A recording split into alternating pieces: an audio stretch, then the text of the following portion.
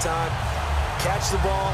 You know there's going to be some traffic somewhere. They've got to put it away and secure it as they try and get downfield. Looks like Ryan's going to stay out there. Indeed, they're going to try for this on 4th down.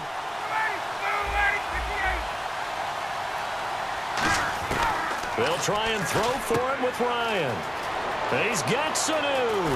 And all the way down to the 7-yard line. An unbelievable play there on 4th and long. 42 yards.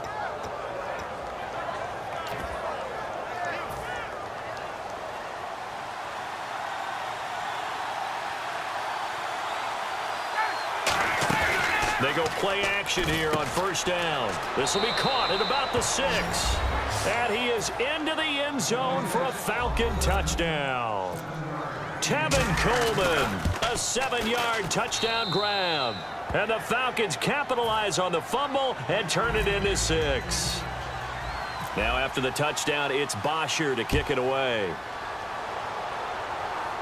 And a fair catch signaled for and taken successfully.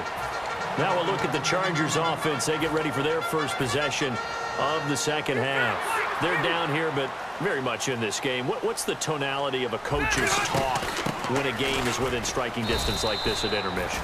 Typically, what they're doing is emphasizing the things that went well in the first half and wanting more of that. Sure, you've got to go over some of the errors and clean up some things because there's a reason you're down. But overall, I think they want to stay positive, stay up with this team. We're just starting the second half, and we've got the football. Let's go ahead and punch it in, and then we'll take it from there. See how that recipe works. Play fake to Gordon. Now Rivers. And to the right side here, it's Allen. And he's brought down. 12 yards there as they move the chains. Good throw, good catch, but I really like the route, the drag, and being able to run away from defenders. Hard to stick with them for that long. Yeah, better against man than zone, or? Better against man, because now you're running away from someone, and you're not running into a defensive player in another zone. And we're back now in Mission Valley and San Diego. It's Charger football, but they trail here as we get going in quarter number 4.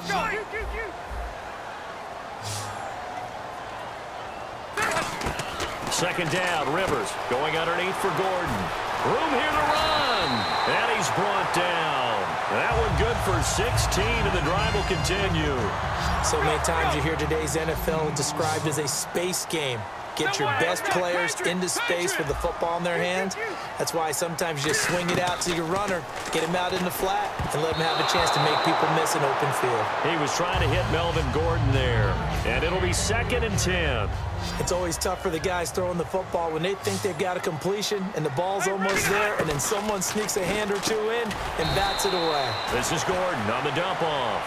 It'll be a pickup of only a yard, and that's going to lead to a 3rd down. I know most of the time when the ball's in the air, you're thinking wide receiver, tight end, but running backs, they can be a big part of any passing offense nowadays. Alpha! Let's go. Hey, Rocket.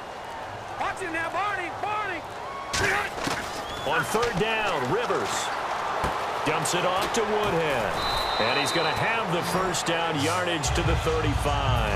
A nice pickup there, 10 yards, and it'll move the sticks. So many times you hear today's NFL described as a space game. Get your best players into space with the football in their hands. That's why sometimes you just swing it out to your runner, get him out in the flat, and let him have a chance to make people miss an open field. Looking for Allen. He's got him on the slant. And he's brought down after a good gain. And that one results in 35 yards. There will always be a place for methodically marching the ball downfield. But when you can pick it up in big chunks and strike like that, have explosive plays, that's often the difference in winning and losing. Those types of plays that can knock a defense off balance, that'll drive a team towards a victory. And here we go on 1st and goal. They'll try and punch it in. Gordon. And he is going to lose yardage here. It's a loss of 2 there, bringing up 2nd down. And they're going to hurry back to the line now. To throw, Rivers. Keenan Allen, the intended receiver. And that's going to bring up an interesting 3rd and goal. This defense has held on so far. Now from the 3, this is 3rd and goal.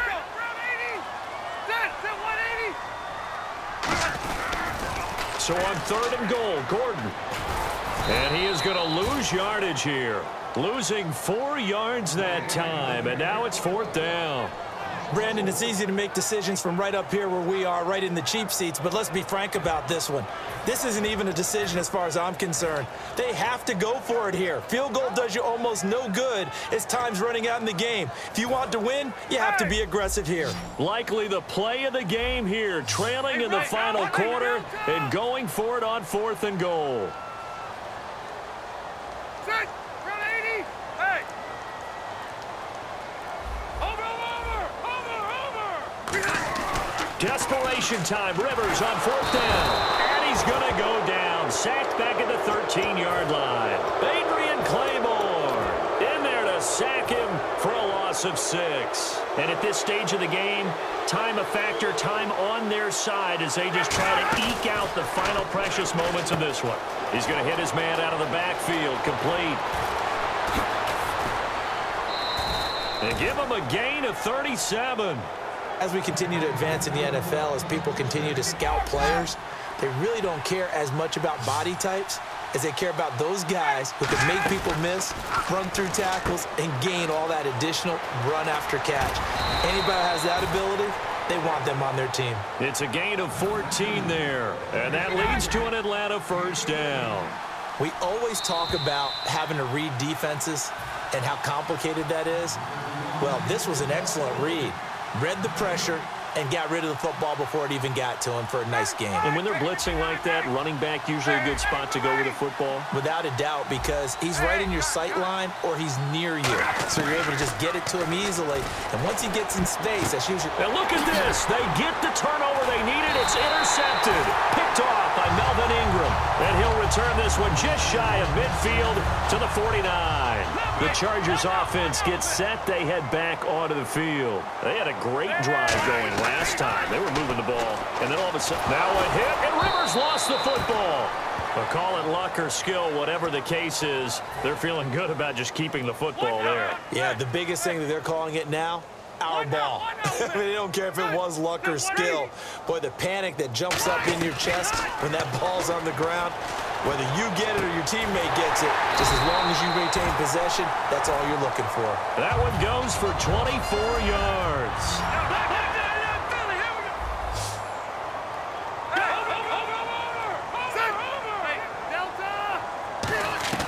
He'll look to throw.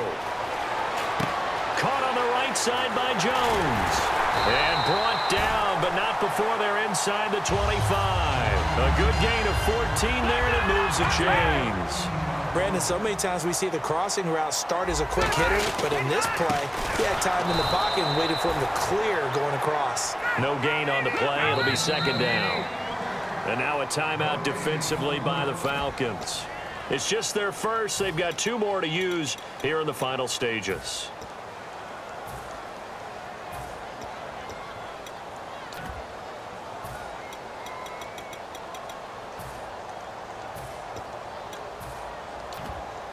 And on 2nd and 10 now. 4, ready, Delta. Set, 380, 4. Hey, Delta. Check. Hey. Back to throw. And that's off the mark, incomplete. When you see passes knocked down by those guys I call the frustrated fullbacks, the linebackers, you know that in their zone coverage, they were able to drop, see the ball thrown, and react to it very quickly.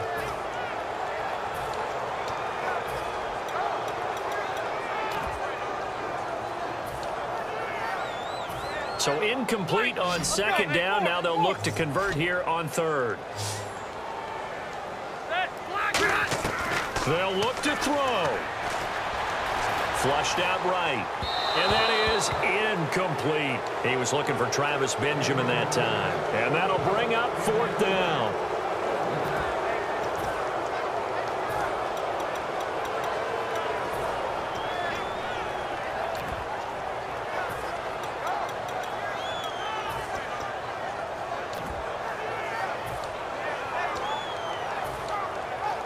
Down 7, and they've got to go for it here on 4th down. White. Is that green 90? White. He's back to throw.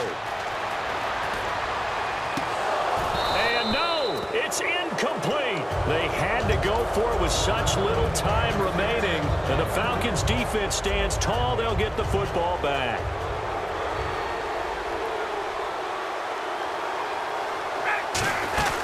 They'll run it now out of the gun. And he'll fight for it. Now the Chargers are going to look up here and signal for a timeout. Call it a gain of 4 on first, and that'll make it second down. And on the outside, they're playing press coverage. Oh, look at this. Ryan's going to throw it. Out to the flat. That's complete to his running back. And now the Chargers are going to signal for another timeout. That'll be their second, so one more chance to stop the clock here, and we'll be back. Well, they get the completed pass, but still have more to go here on third down. Throwing now is Ryan. He completes it to Jones. And he'll be brought down right at the 30 here. Give him 2 yards on that play, and that's going to bring up a 4th down. Here's Matt Bosher now. And surprisingly, this is the first punt of the game for either team.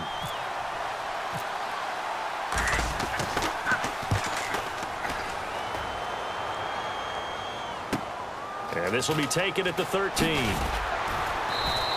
A good return there. Call it 13 yards. And possession will change here with very little time remaining in this contest. Out comes the San Diego offense as they get set to see what they can do here. Critical condition here, obviously. Got to hope to get something quick right and then maybe take that shot deep.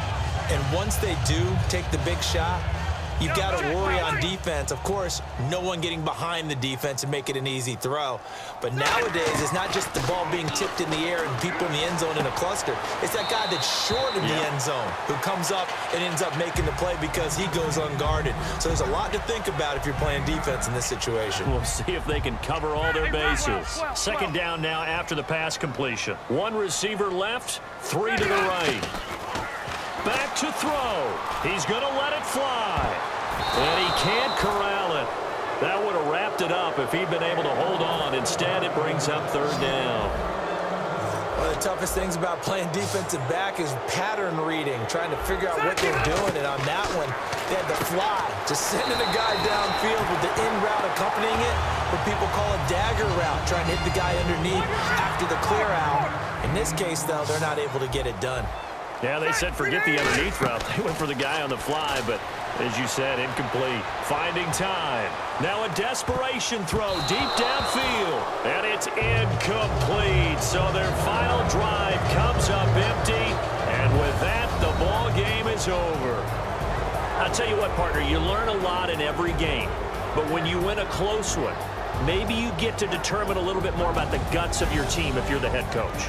It gives you much more than a snapshot now, doesn't it? You get to see the full picture of who your team is, and especially individuals, and how they handle pressure situations. And then moving forward, you have the confidence that late in a close game, hey, we've been here before. We've done this. We've won this game. There's a comfort zone that exists now. So instead of them pressing in those situations, now there's an air of confidence and calm, and then you just watch them go out and execute.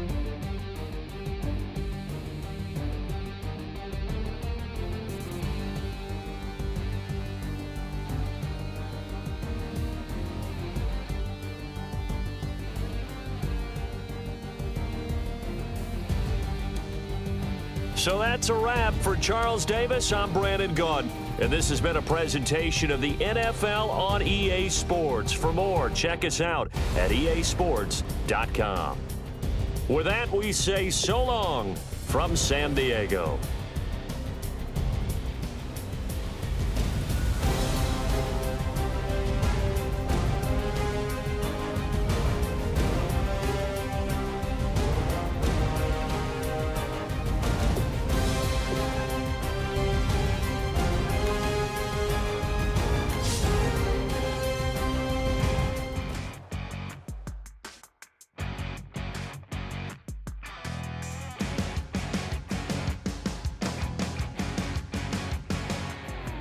Your crack at dawn, Monday morning coffee, strong pouring everything you got into a paycheck Friday night.